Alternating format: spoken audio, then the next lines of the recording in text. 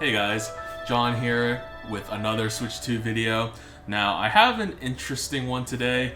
This is a little bit of a controversial one, but I recently bought the dbrand Killswitch 2 along with some skins for the dock and the console itself. This is everything that came in the box right here. So I have some usual dbrand stuff and a cloth, and then here is one of the controller skins I want to put on my wife's Switch 2, and I believe this is the one for the Prism. This is their screen protectors that they have with the Killswitch, and they actually have a please read this before opening. And if you kind of open it, it's like a whole explanation of stuff to install the screen protectors. I'm gonna already call it off the bat. I do kind of regret buying the Prism screen protectors because I think this adds like about 20 bucks to the whole purchase, and I ended up going with just the classic, it was Amfilm screen protectors, because they were cheap on Amazon. They were like less than 10 bucks for a 2 or 3 pack, and they were ready since day one release. I have not gotten this until about 3 to 4 weeks after the Switch 2 release, so that was just a little bit too long for me, but I didn't want to cancel my order. But I will keep these around in case I do need different Switch 2 screen protector down the line. Maybe my current one will break. But yeah, that's the one thing I firstly regret about buying the whole bundle. This is really the product right here, right? This is the Killswitch 2 by dbrand. I'm gonna open this right now and let's see what's in the box. So in the box, we have a really kind of nice packaging. In the case here, we have the front cover, right, along with the back, and it's kind of like held together with this little loop mechanism. We have the dock in here. This is supposedly the dock that goes into your dock so that you can just put your Switch 2 in on the side. And then in the rest of the box, we just have a couple of other accessories, some button thumb grips, as well as a kickstand cover as well. And that's pretty much it inside the whole box. Now, before I go into the whole installation of everything, I want to preface this by saying I am not sponsored by dbrand. I am just a regular customer. I have enjoyed some of their products, but I've also been critical of them. So, for example, I have the original Killswitch for the Steam Deck, right? And this was also kind of a controversial product when it first released too. Currently, I love this model. I've had this on my Steam Deck since the first month of owning it, and it's been on for years, and I've had no complaints about it. They did have an initial complaint about the magnet for the kickstand.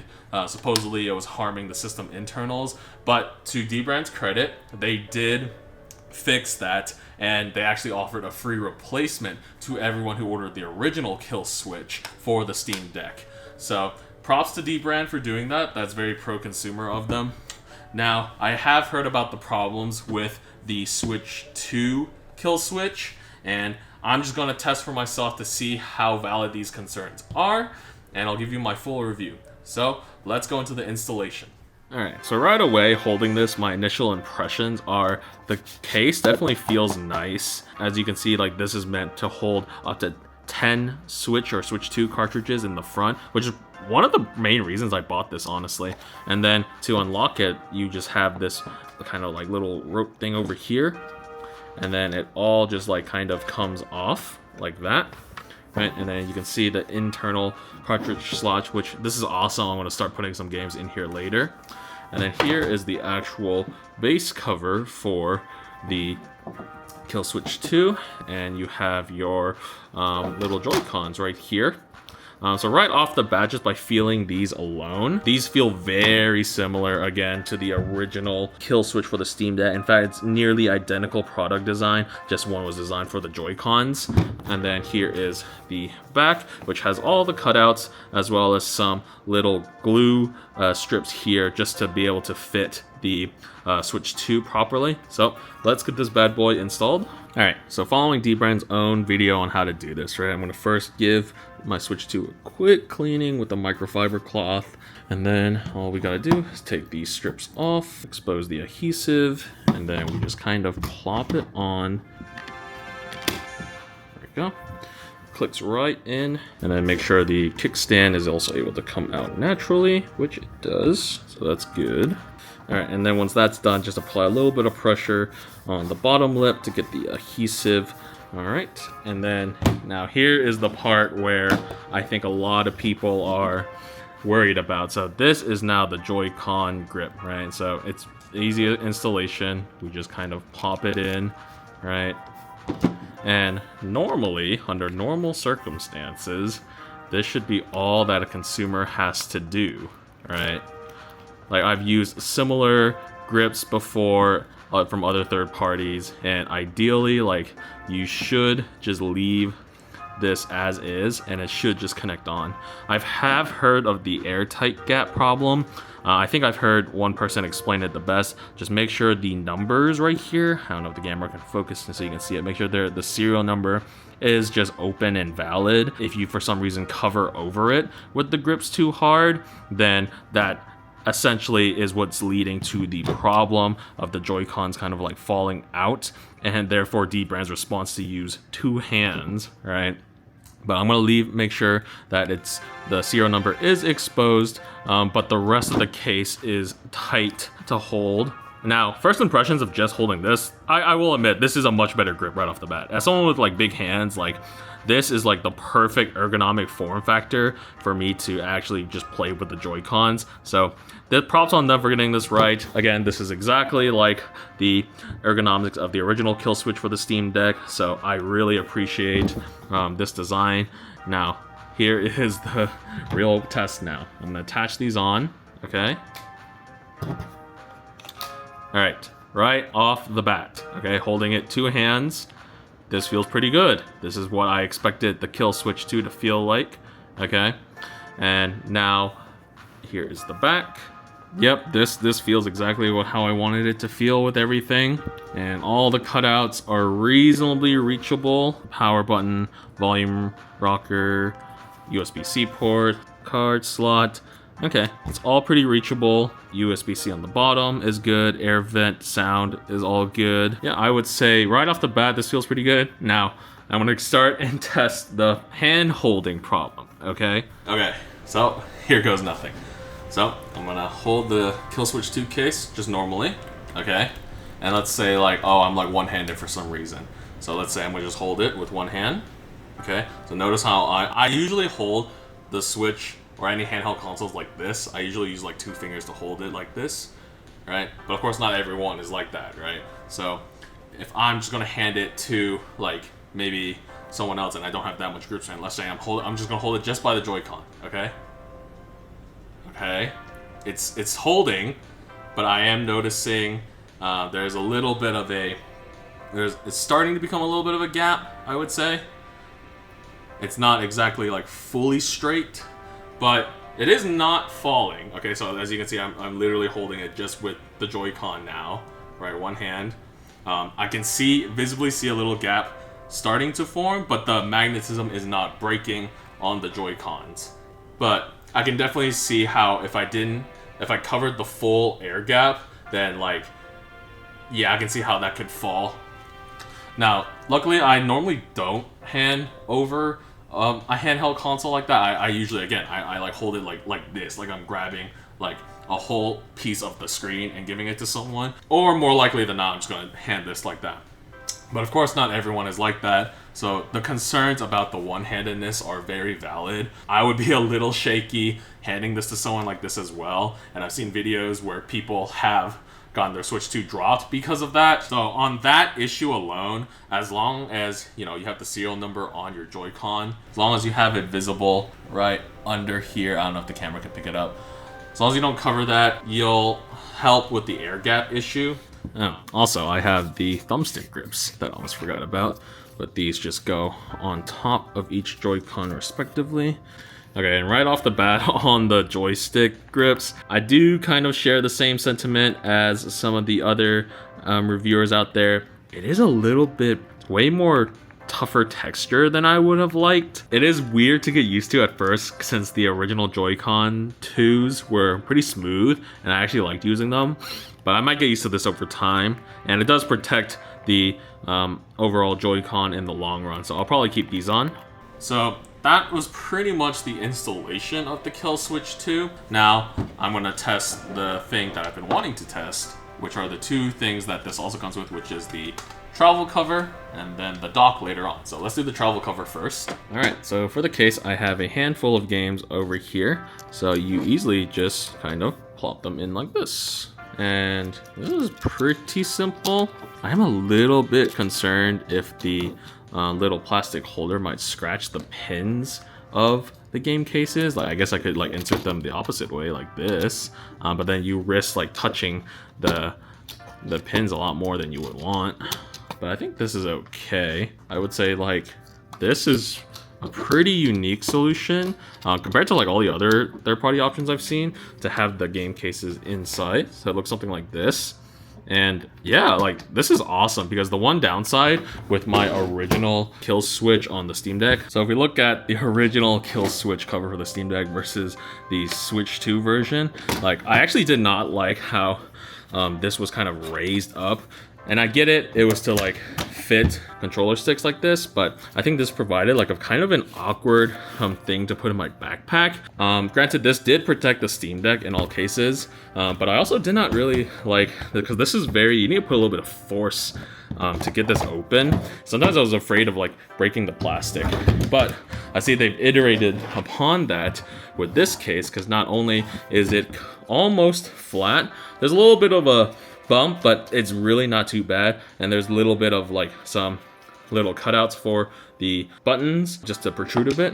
But I really like the way you put this on, where it's literally just doing this and then using the little rope, and you just do that, and that's it. And I feel like that's way more of a comfortable thing for me to do, and to know that this is fully secure is that all I gotta do is just lift this up, and then I can just lift it out like that, right? That feels a little bit more natural and more secure in a way for me to do. Okay, so the final piece I'm gonna test is actually the dock adapter. Now, this was one of the other main reasons why I wanted the Killswitch 2. My setup downstairs, it's very like hard for me to reach in and pull out the Switch and put it back into its dock currently because it's kind of narrow height-wise. So I was really hoping that this would be a solution for my living room. Now I have a dock here, all right? This is another Switch 2 dock that I have. So supposedly, all you gotta do is just insert this in just like this. And it's a USB bypass so that there is a USB-C port right here in front of the Switch. And I believe this is also movable. So you can actually tilt the USB-C a little bit towards you. Okay, and then all you have to do is Killswitch 2 with the case on, right? This was designed so that the case could just put on like so. Okay, and there we go. So this is how it is. A little bit of room to just like stay by the dock, and then supposedly you just take it up and out just like that with ease. First impressions right now, it is kind of the solution I've been wanting, because yeah, like this doesn't impede the dock's functionalities at all. It's a USB-C bypass. In fact, this, you might argue that this gives the Switch 2 a little bit more airflow as well, because it's outside of the dock, and it's not going to bother any of the internals of the dock because the dock has its own fan. But I have heard complaints about the dock, some people pulling out the whole dock adapter. So let me see what happens if I just use one hand. Ooh, yeah, okay. If you're doing it one-handed, I think it's hard to pull it out. This is definitely like a two-hand trick where you have one hand pulling out and one hand maybe like holding like the front of the dock or something, just to do that. Yeah, I think one-handed is going to be a little bit tough to do. And I can see how when people try to do that, they like lift up like the whole dock adapter just like that. So that's definitely kind of a disappointment in my opinion. I was hoping that this would be a little bit easier to function and work with. But I think for two-hand, it's definitely doable. So one-handed users, I'm afraid that this is not a perfect solution for you guys. It's not a simple just plug and play, plug out unless you're looking to pull out the whole dock adapter with the Switch 2 itself, you're gonna have to be using 2 hands just to do it. Now, this is something that I can get used to because I naturally inherently do this anyways, but I can understand the disappointment from people who like was hoping that this would just kind of stay still into the dock. You're probably looking at a 2-hand solution for the dock adapter.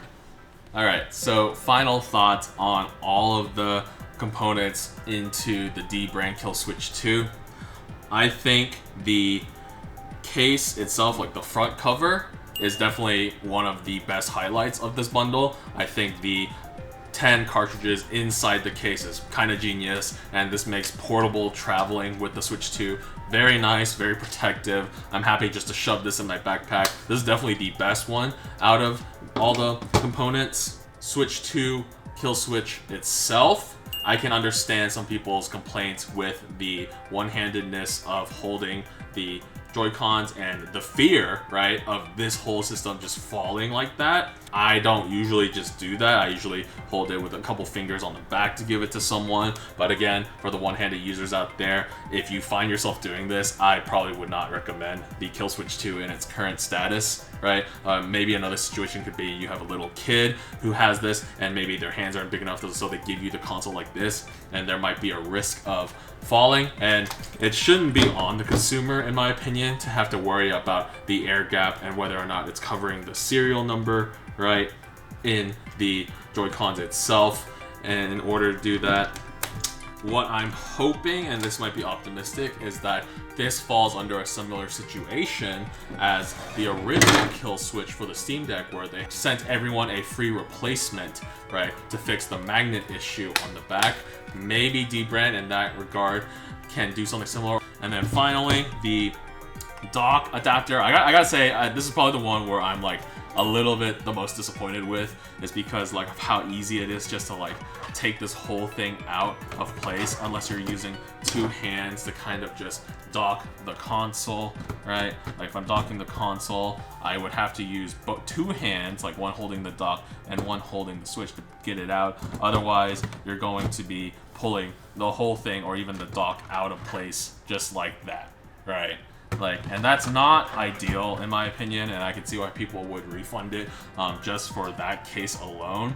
For me, again, I'm always a 2-handed person, so I am going to be doing this a lot just naturally, but it's definitely not as seamless as people would say. I think overall, for this current iteration, I will probably give the Killswitch 2 maybe at best like a 6.5 out of 10, right? Like, it's definitely functional. You can still use it. I have no qualms with the actual protection layer that dbrand offers for the Killswitch 2. I think the travel case is phenomenal, right? The dock definitely, I wish, could have been better, and I do hope that they somehow figure out a solution for the Joy-Con issue, holding it one-hand style. It's definitely not something consumers should have to deal with when purchasing a product as expensive as this, right? Like, you're looking at, especially if you get the Prism screen protectors over here, right, that I've gotten. I'm probably gonna store these away until future use. You're looking at about $100 total. Without the screen protectors, it's about 80. So it's definitely like a premium third-party product, and like I would definitely either wait for a sale, wait for the issues maybe to get fixed before buying one for yourself if you foresee it becoming a problem for you. Now for me, I'm probably going to keep all of this. I'm definitely going to be using it, no problem, because of the way I play and handle things already. But that's been my review of the dbrand Killswitch 2. To kind of pivot into what I actually think dbrand is the best at is actually skins, right? I've owned the original Killswitch and it's had its issues and replacement. I've also owned the dark plates by them, version 2 on the PlayStation 5. I think those were pretty good as well, but I do think what they excel the most in is skins. Alright, so this is the part where I want to be installing the dbrand Switch 2 skin specifically. I believe this was called Solstice, and it's like a really nice orangey red and sky blue color variant. One qualm I will say that I've had with the Switch 2 launch is that there is literally no difference between the Switch 2s. There's not even like alternative Joy-Con colors or anything, because the Switch 2 Joy-Cons, the only difference is like the little color accent under the thumbsticks. And it's been hard to tell apart me and my wife's Switch 2 before I put the dbrand skin on, but even then, it just feels like there's like not that much personality. And I know later on they're going to release like maybe like different Switch 2 special models, maybe an OLED version comes out later, right? We're probably going to reach the point where we're going to get a lot of different Joy-Cons, just like the original Switch had, admittedly very late in the cycle, but hopefully there are those out there. But until then, just to not confuse who switches whose, we've been meaning to get a skin and we picked this one, so let's start applying this to the Joy-Con, the Switch, and also the dock itself. I guess one thing I didn't realize was this is actually the one that came default with the Killswitch 2, which is a blue and a red Joy-Con. I'm not going to be using this skin personally, but it's nice to have this as a backup option in case I want to customize another pair of Joy-Cons. This is the actual Solstice skin for the ones that we picked. So let's install this first.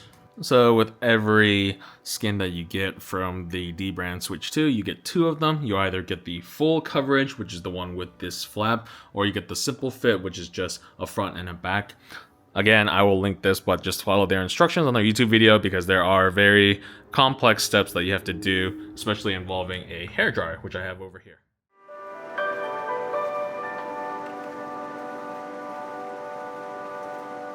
Alright, and after about an hour later with careful application, I finally got it on my wife's Switch 2. Look at this skin. Oh, this is such a nice skin on here. Oh my gosh, I love this color scheme. And yeah, it's not a perfect fit. I tried my best I can. It's like near perfect, just the bottom's a little bit of a bump, but otherwise, yeah, this is awesome. The only thing I wish was that the colors were alternated so that this one was the blue one and this was the red one. Otherwise, you have this like a little bit of a mismatch here. When it's on the console, whew, it looks so good and so different from like a regular Switch 2. And then I actually used the extra skins from my original Killswitch into an extra pair of Joy-Cons that I had. So this is a pair that I have for extra for guests to use in case they want to use the Pro Grip attachment. But look at this, dude. Like, for some reason, this just looks natural to me. This looks like the regular, like, Switch 1 variant of it. But no, it's pretty seamless. Even though it's not a full skin, it's literally just on its face and doesn't even cover the sides like the other skins do. But for some reason, this just makes sense to me when I look at it. So we have completed the skins for the Joy-Con.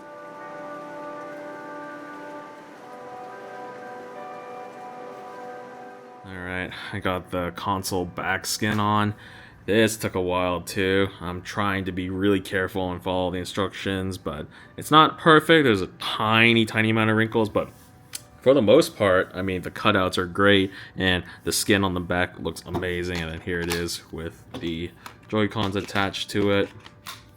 There we go. That's an awesome back skin for the Switch system. Whew, that looks really good.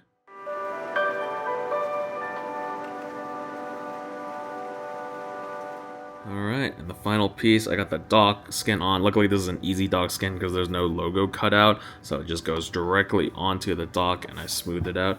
But, oh my gosh, alright, here's the full thing. Ready? Here's the console. Into the dock. Look at that. Wow. That's an amazing set right there. There's no back skin though, but it's okay. You won't be paying attention to that. And voila. This is the completed skin for the Switch 2 that I own. This is the Solstice skin. This is amazing. Oh my gosh. This basically elevates and changes how the Switch 2 looks to me, especially with that back design. Look at that. That's awesome. This is where dbrand wins in their skins department. This is honestly, even though a lot of this was kind of hard to apply, especially for like the back side of the skin and the bottom, just take your time with it. It took me like upwards of an hour-ish. Again, the only wish I would have done was if they swapped these two colors, with red on the side, blue on this side. But even then, this is just a beautiful console just to look at. Alright, so that was my final review and setup of the dbrand products I have for the Nintendo Switch 2. Overall, I think the strongest offerings are, of course, their skins, especially because there's not a lot of customization with the Nintendo consoles right now in terms of console variant and or Joy-Con color. So I think the skins, for me, win the biggest thing for dbrand.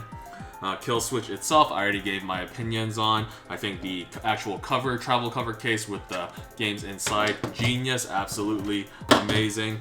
The case itself has its issues that I've talked about, and again, buy at your own knowledge risk, right? Like, buy it if you don't think the problems presented are an issue for you. Otherwise, you could also wait for a revision 2, or hopefully they provide some kind of other fix. Would I buy this full price? I would absolutely buy the skins full price. This is awesome. And as long as you follow the how-to video, they're easy to do.